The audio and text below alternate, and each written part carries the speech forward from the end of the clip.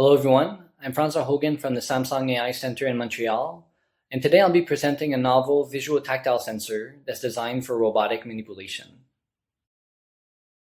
One of the key elements of this sensor is the design of a semi-transparent gel membrane that can either be translucent or opaque depending on the surrounding lighting conditions.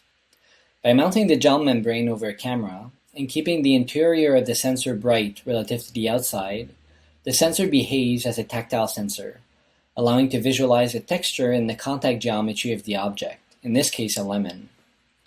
When the lights are gradually turned off within the sensor, the gel becomes translucent and acts as a camera, allowing to visualize more clearly the shape and the color of the contacted object.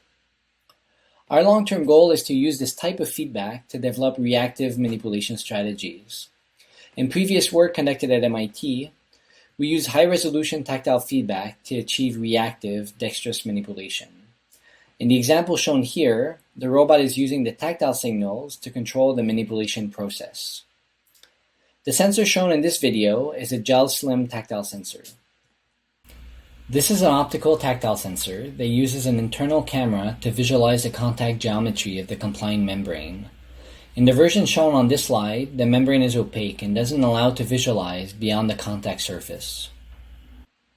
And one of the major challenges of working with tactile sensors is that they only provide feedback after contact has occurred. And when the robot and the object are separated, as in this video here, the robot cannot react to errors.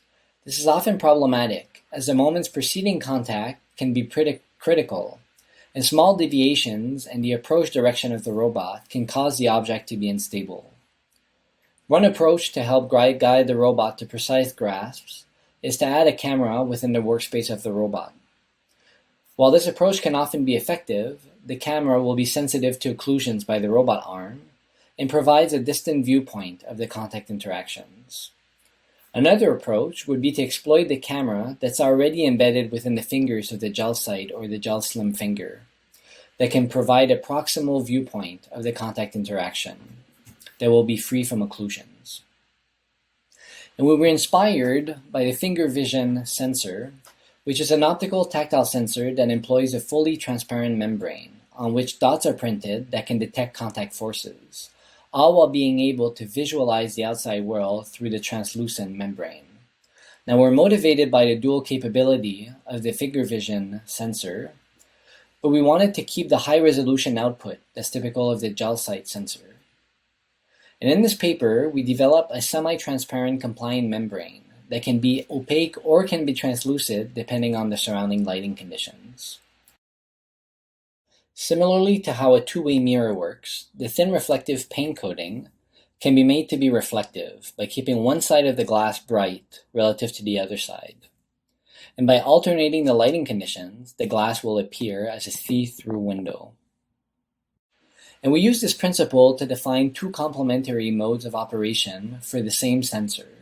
A reflective mode by illuminating the interior of the sensor, effectively acting as a tactile sensor, and a translucent mode by keeping the interior of the sensor dark, effectively acting as a camera.